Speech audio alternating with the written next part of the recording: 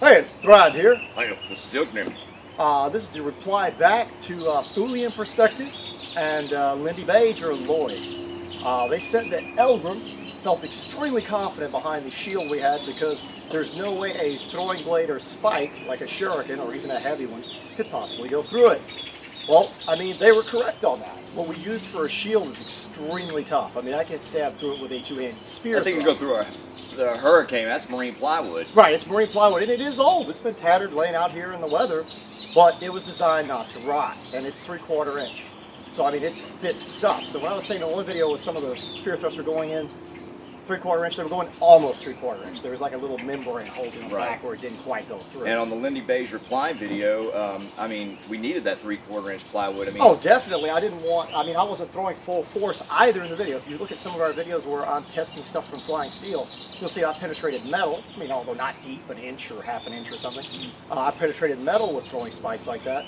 And I've also stuck it so deep in the wood I could dang near use it as a climbing spike. But what we're going to do is show some different stuff here. We're talking about rocks breaking shields and stuff like that, and rocks are better. And I'm sorry, but blood loss, unless you crack a skull, because the guy's got a helmet on or something, blood loss is better. If you smash the whole guy's face with the rock, you know, a large rock like this, and it happened to hit head on, he choked on his own blood, I'm sure that'd be great. If he shattered his jaw, it'd probably knock him out, knock some teeth out. Yeah, a rock, this thing could be deadly. Hit somebody in the head with it. You see the old movies, the crime movies, they bash somebody in the head with something like this and it kills them. Yeah, it will. This is the earliest form of a mace or hammer. Oh, this is pretty heavy. Yeah. This is nasty. It's got a lot of weight to it. So that's what we're going to test. It's very dense. That's why I picked it out. It's also not too bad in the hand. I can throw it in a big, long sling as well. So I think we should explain our experiment today. We're going to show Thrand's going to throw, you know, like an ogre like he always does with his different items.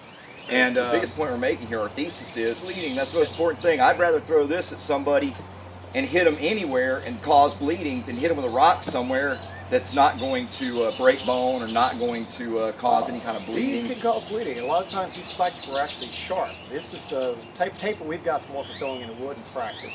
Although, I mean, yes, if this went through you and impaled you and somebody tried to pull it out, then yeah, they're going to bleed.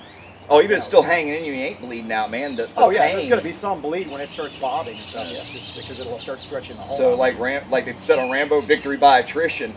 Right, but like we said, edges are better on anything thrown. Anything. That means javelins, throwing blades, the plumbata. We really appreciated that on that video. The Thuleanexperience did a plumbata, which is basically what the Romans went to at the end of the century, instead of using the pilum. I hope I'm pronouncing that right. Pilum, I guess. It would stick in the shield, and it was soft iron, and it would bend. So that way it weighted the shield down. Well, believe it or not, the Vikings are noted as throwing Francisca, like little hand axes, up close, and throwing javelins at a distance or spears. Now, what the idea was is to unnerve the enemy, to upset their morale. It doesn't mean you're going to kill them because they have a whole shield wall in their own skull bulk up.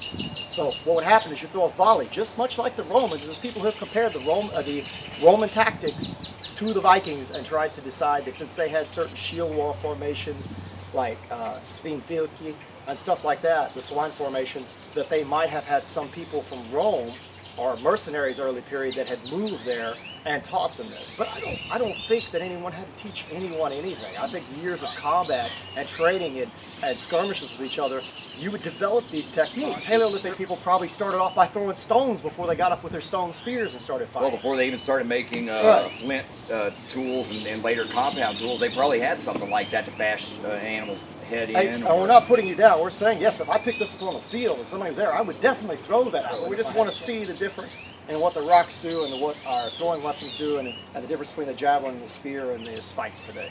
Yeah, so let's proceed. Test that out. Oh! And that didn't even hit the rawhide. That just hit the actual linen covering, which we have 3 layers in the front and 3 on the back. How far did it make it through? That's nasty. Yeah, here, let me show it to them with the camera. Show the back.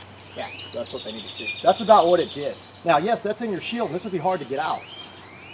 And if there's more weight to them, you wouldn't be getting this off the field. No, and the person real easy. Carry a shield with a bunch of those a bunch of these sticking in your shield, because they're heavy, and sticking out while you're trying to fight with them would cause you some problems. I guarantee you a bunch of arrows. They talk about them back in history, chopping the arrows off with their sword that were sticking, sticking out of the shield. So they take their sword. Right. I could carry a bunch of these. I can carry these behind the. Let's show them real quick. So yeah, sure. Yeah, but I could carry a whole bunch of these because they're not very big and they're lightweight behind the shield. You could have multiples. I mean, you can't have too many, but you could have at least 2 or 3 to start off before you actually engage. As long as you get rid of them and loose them, you're fine. Yeah. And you can throw these really powerfully for a distance. Alrighty, we've got the same shield that Eldgrim was using, that 3/4 inch plywood, it's marine plywood, and we have it just set up against a post. It's just held up there. It's not like nailed to it or anything. And I'm going to make sure I don't hit the center line. But I'm going to throw our javelin and see what it does first.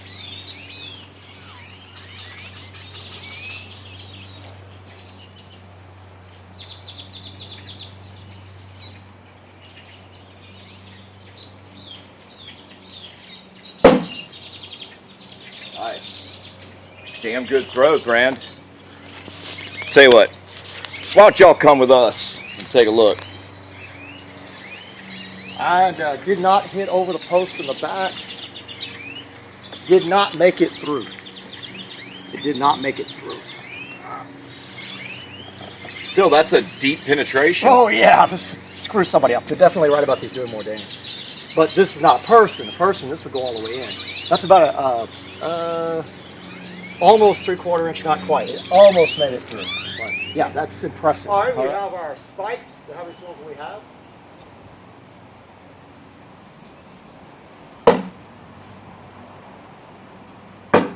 Nice. One I had a little over rotation. That was a good throw. But as you want to see, this one over rotated. But what do we got here? I'll put my finger against it. Ugh. We got almost 3/4 inch, the same penetration. And this one here, this one is nailed. I mean, I've got this in here. This is a perfect hit. Yeah, I think you were like, what, a good 10 or 12 feet away, too. Yeah, I could pull up on this thing. But let's see. I think I could put my foot on that and climb. It poked through the hair, but not much. Oh, yeah? Pretty cool, anyway. So, yeah, you just penetrate almost entirely through the wood. But, of course, this is a smaller point, so that's the only point I was making here. This isn't a big, broad blade, which would cause much more damage to your enemy and more blood loss. These things are heavy. These spikes here weigh almost as much as a javelin. There's a lot of metal here. Our Norse ancestors probably wouldn't want to throw a piece of iron like this. To be honest, they would have had it. The wood would have been a good compensation to the weight of the point to cause more damage. A heavy piece of oak or something that's got weight to it, or I guess ash or something better, maple. I don't know, whatever they had available. Something that had some weight to give the point more weight. But the weight of the metal would give some weight to the front, but it'd have to be some pot metal because who's going to throw something away in battle if they can't get back? Yeah, but unless they were throwing their own spear, that's different. We'll test that in a second. Yes! Now, I would say that hit with a lot of power. All right, y'all. Threw harder than I did the other day throwing at Eldgrim. Dang. That thing is, like, in there. I know, I need to see how far it went. Remember, this is an edge trying to cut through wood, and it gets tapered broader quicker, so. Good grief. Same range, about 3/4 inches, just a hair under. Just a hair, yeah, it's probably so all these blades performed about the same in depth in wood, but this is just wood. I mean, this is thicker than most people's shield would be. I mean, maybe a siege shield, I don't know. If the guy was carrying it with 2 hands and they're throwing all kinds of insane stuff at him, then maybe they do something like this. But I want to see if you can stick that thing. Oh, man! A lot of force, but we did. The first one bounced out. And remember, I sharpened this. I'm not going to lie to you all. Now, did I do it super razor sharp and perfect? No, it's a ring atmosphere. It's not even designed to be sharpened, but we plan on using some different materials to do our spear video because I think it's too dangerous. But it made it through. Look. So, yes, he might have been a little worried if I was throwing this at him. But I don't think it would have killed you, would it? No, it wouldn't have killed me. And even bounced out our other throw. But we did get a hole through it with that throw there. Dang. And I had to put a lot of force behind that. Now this is heavy. This spear weighs a good that's insane, dude. 5 pounds or something. 4 or 5 pounds. That is insane. Well, but that's what it took. I don't think the little javelins would do that you would carry into battle. I don't think the little javelins you would carry into battle would do that kind of damage. I don't think so. Okay, now we're gonna have to be careful for bounce backs, but I'm gonna start off throwing a rock by hand as hard as I can and see what happens, and I'll try to do a sling on thing like I do to see what it does. Ouch! I'll give you rock. You know what? I'm not even seeing that you did any damage to this rawhide. It didn't do anything to it. Nasty. And I hit where it's just linen covered. It didn't even split. We got a little split. Yeah. I have to repair it again. I've got a little split. The camera and show them. I hit the linen area only, not the rawhide covered area. We got a little split. So yeah, apparently bludgeoning damage from something like that does do some harm. Well, that's one for Thulean there. He's got a point. That did do some bludgeoning damage, like if I were to hit it with a big, heavy mace or something. Okay. Didn't do anything? No, man. I think that's a bigger rock. That's a bigger rock. Well, I mean, I could try winding up and... Oh yeah, try getting everything you got, but it didn't appear to do much. Ah! Good hit! That was awesome. What'd you do to it? Well, I knocked some nails loose. Here, let's show everybody what happened. Didn't really break, did it? But you knocked the nail out. I see. He knocked. That's all he did is knock our center balls here. Which, if y'all want to watch that video, we shoot this with a 40 caliber pistol. And believe it or not, there was a 22 hit, but it didn't really do much, so we didn't even show that. But these are 40 caliber hits here. I'm not gonna lie, I knocked the hell out of it. Let me try with the lighter stone. Let me see what it does. I think you hit the spine again. Put a nice dent in it right there. Nice dent. Nah, I didn't do anything. I hit that spine again. Look, did you see a spark come off of that shit? Yeah. Oh, hit the center boss. Oh, it bit the heck out of the center boss. Oh, yeah. I think we're doing more with the stones at subsonic speeds than bullets did. I think so, because of the weight. Yeah. Just going to get my stone in here properly. Oh. Man. That shield takes a beating. Okay. Hard to re-secure the center boss, but I got a nice split in it with the sling, so that caused way more damage. Well, that sling definitely accelerates that stone way faster than I can. Remember, this is casing glue and lots of layers of linen, so it actually split the laminate on the back. But the shield's still intact. There's nothing reason. Other than this starting to come loose, there's no reason that the shield is not still functional until like this thing falls off. We can always hammer it out, fix it up. Oh yeah, I can fix this shield and still use it later. Yeah, it'll be serviceable next time. Yeah. But as you see, it didn't destroy our shield. Yeah. I think we're done for today. We did all the testing we could do. It's just because we like to see things. We don't talk about it, we do it. So that's why we did it. So this wasn't to disrespect anybody or anything. We agree with you. Those rocks were damaging. We know they would kill people if you hit them. And it's from blunt trauma, not from actual edges or penetration, but I still like penetration and bleeding better in a battle if I can cut somebody. But I agree, on a battlefield, a bunch of spikes, unless you had the metal and were really good at throwing them, you're not going to have the range of a javelin. I could throw that javelin from across the yard and hit that the same way, or even miss and hit the fence, and it's going to stick in it.